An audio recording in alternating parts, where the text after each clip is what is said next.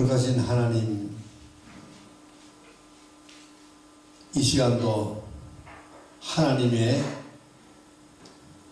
종이 하나님의 거룩한 말씀을 전합니다.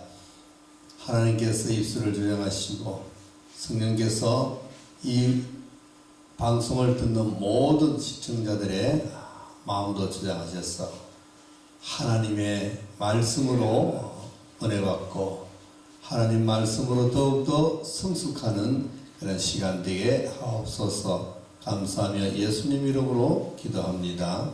아멘. 신들 여러분 안녕하십니까? 손찬원 목사입니다. 오늘은 창세기 제6강을 강의하고자 합니다. 창세기 6장부터 7장, 8장, 9장까지 시간이 허락하는 대로 말씀을 전하도록 하겠습니다. 지난 시간에 창세기 5장을 했거든요. 하나님과 동행하는 사람에 대해서 말씀을 전했습니다. 6장은 이제 하나님을 경외하는 경건한 하나님의 후손들과 살인자, 죄인의 후손들이 이제 구별 없이 서로 혼인하고 함께 어울려져 이제 거룩한 자인지 죄인인지 알 수 없는 혼탁한 세상이 되어가고 있으므로 세상은 점점 죄로 물들어졌다 그랬어요. 그래서 하나님께서 사람을 지었었음을 한탄했다 그랬어요. 왜? 사람들이 자꾸 이 땅에 죄를 많이 짓고 땅에 죄가 가득 차기 때문에 사람을 지었었음을 한탄하고 물로 쓸어버리겠다. 물로 심판하겠다. 그래서 굉장히 하나님이 마음에 근심을 했다라고 성경에 기록되어 있습니다. 그런데 이제 노아는 하나님께 은혜를 입었고 그 노아는 하나님의 은혜를 입은 그 이유가 노아는 의인이고 완전한 자고 하나님과 동행하였던 자였기 때문이라고 설명을 합니다.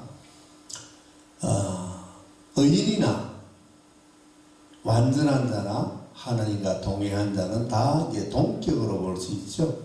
의인이 완전한 자고 완전한 자가 하나님과 동행하는 사람이라는 겁니다.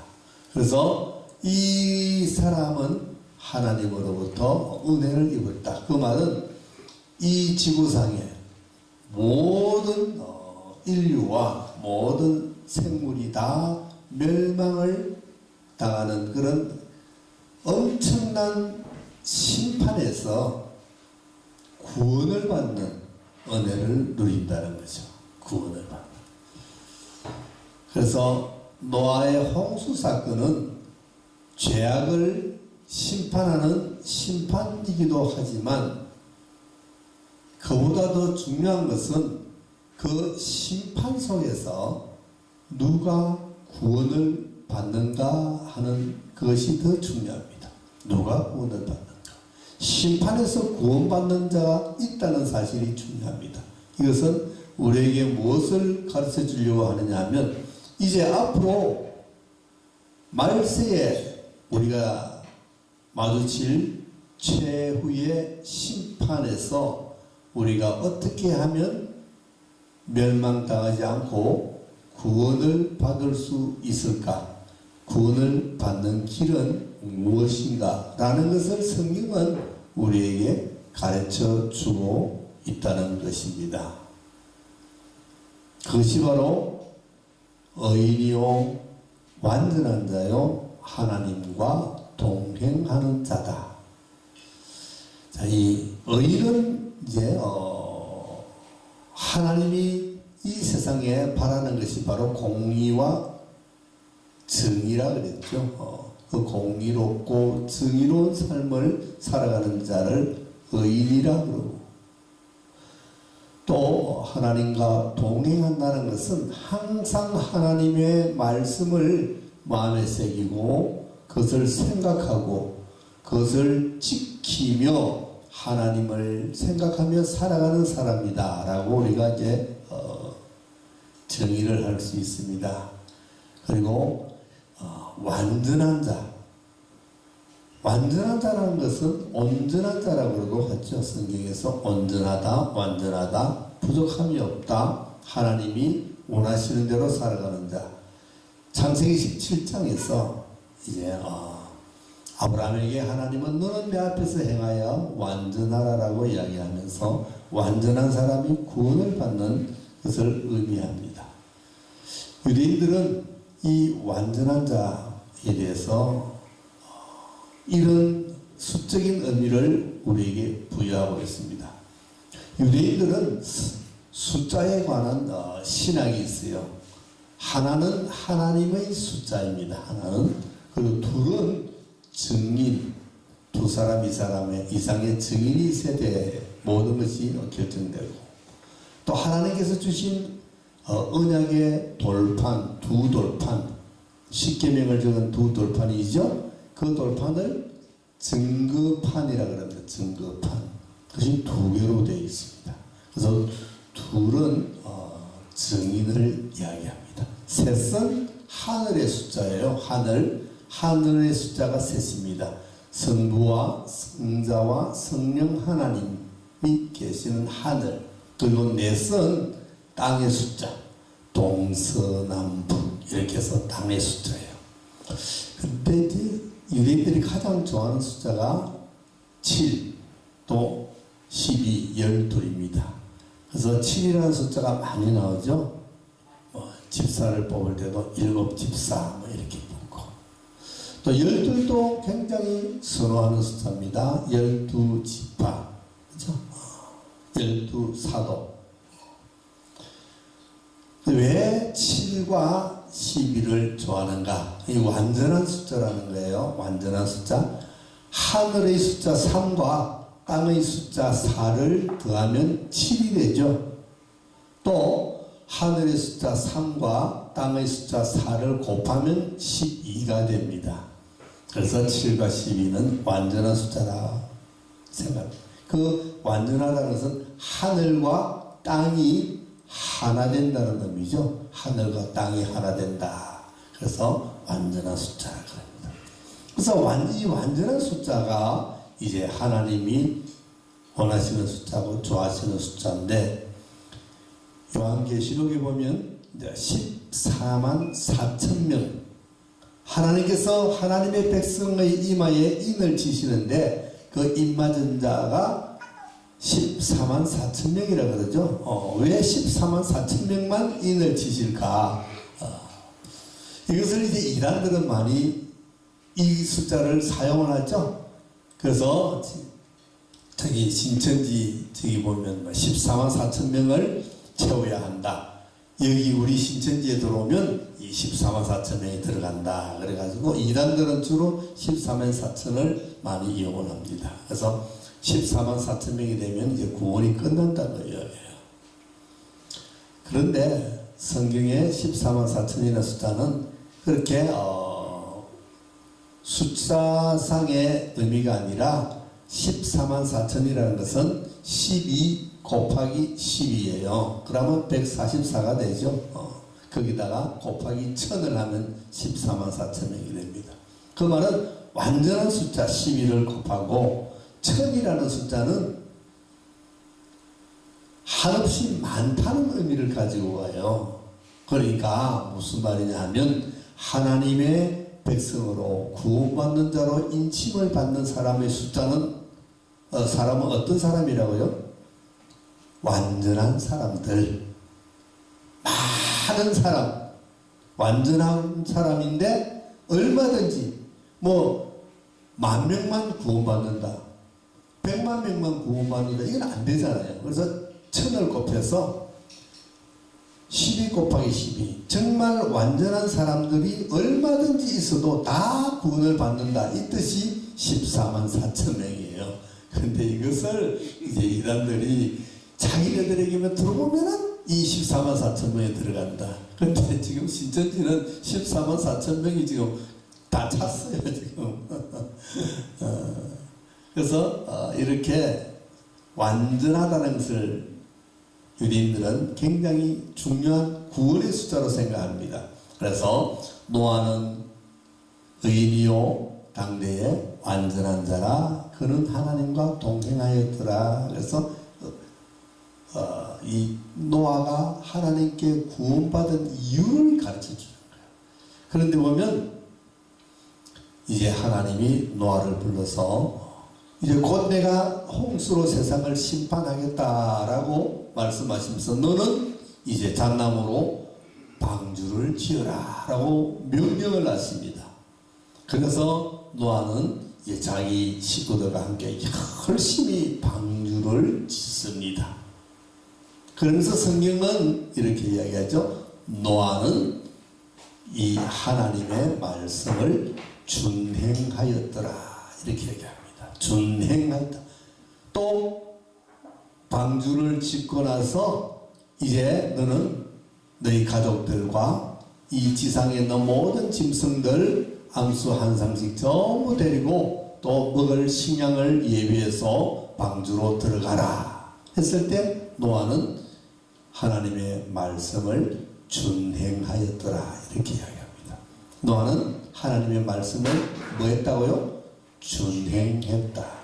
준행했다는 말이 무엇일까? 그냥 순종했다라고도 이해가 됩니다만 히브리어로 이 준행했다는 이 의미는 그냥 단순하게 순종했다는 것이 아니라 준행했다라는 히브리어의 의미를 보면 행하고 듣는다라는 뜻이에요. 행하고 듣는다. 우리는 듣고 행하죠. 듣고 행합니다. 그런데 행하고 듣는다는 뜻이에요. 그것은 무슨 말인가? 하나님이 무엇을 우리에게 명령하시면 그것을 생각하고 이해하고 행하는 것이 아니라 하나님의 말씀은 들으면 바로 행동으로 옮깁니다. 그리고 행하고 나면은 그것을 말씀하신 하나님의 어떤 뜻인가를 깨달아진다는 거예요. 우리가 하나님의 말씀하셔 하나님이 왜 이런 말씀을 하실까? 그것을 알려고 그것을 의미를 알려고 이렇게 시간을 낭비하는데 그러지 말고 말씀하시면은 그대로 행해보라는 거예요. 행하면 하고 나면 하나님이 이것 때문에 이것을 하라고 하셨구나라고 깨달아진다는 거예요. 그것이 바로 준행하는 거예요. 노아는 하나님의 말씀을 그렇게 하나님이 말씀하시면 바로 행하고 나니까 하나님의 그 뜻을 마음을 알아가더라는 거죠. 이것이 바로 노아입니다. 그래서 노아는 모든 호흡 있는 기식 있는 생물들이 다 죽는 멸망의 심판에서 구원을 받는다는 것입니다. 그래서 우리 이제 노아의 홍수 이야기를 며칠간 비가 오고 며칠간 창이라고 이렇게 높이가 얼마고 길이가 얼마고 이런 걸 막 적어가지고 재보고 날짜 숫자 맞춰보고 이런 데 협의하는데 홍수를 우리가 이해할 때는 그런 것은 별 중요하지 않아요. 이 홍수가 우리에게 무엇을 가르쳐 주려고 하는가 이것이 중요한 거예요. 자, 노아의 홍수는 가장 우리에게 주는 의미가 무엇일까? 하나님이 우리에게 가르쳐 주고자 하는 의미는 무엇일까? 그것은 아무리 극심한 홍수, 극심한 심판 속에서도 반드시 구원은 있다.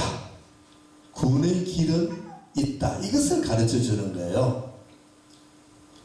전부 다 죽어서 다 멸망당할 이 심판에서 그래도 구원의 길은 있다는 것을 우리에게 가르쳐 주면서 앞으로 닥칠 최후의 심판에서 우리가 어떻게 구원을 받아야 할 것인가를 미리 우리에게 가르쳐 주는데 그것이 뭐라고요? 말씀에 준행하는 것, 하나님과 동행하는 삶. 이것이야말로 모두가 멸망하는 가운데 살아남는 유일한 길이라는 것을 우리에게 가르쳐 줍니다. 자, 그리고 이제 노아는 방주 안에 들어갔는데 이제 물이 엄청나게 비가 오고 기쁨의 샘이 터져서 물이 솟아나죠. 그래서 모든 생물들이 다 죽어갑니다. 노아와 노아의 가족은 방주 속에 있으면서 아무것도 할 수 없습니다. 방주 안에 들어서 노를 젓지도 못해요. 절 수도 없어요. 아무것도 할 수 없는. 그래서 뭐만 할 수 있을까? 기도밖에는 할 수가 없습니다. 이렇게 우리 인간의 힘으로는 당할 수 없는 이 엄청난 풍랑, 홍수, 파도, 고난, 이것을 만날 때 우리는 할 수 있는 게 아무것도 없다. 모든 것을 하나님께 맡겨야 되고 우리는 기도해야 된다는 것을 노아의 홍수를 통해서, 노아의 방주를 통해서 우리에게 가르쳐주고 있는 거예요. 그러니까 두 가지를 지금 배웠어요. 하나는 심판석에서 반드시 구원의 길은 있다. 두 번째, 이 엄청난 고난 심판 속에서 우리가 할 수 있는 것은 아무것도 없다. 기도밖에는 없다. 이것을 우리에게 가르쳐줍니다.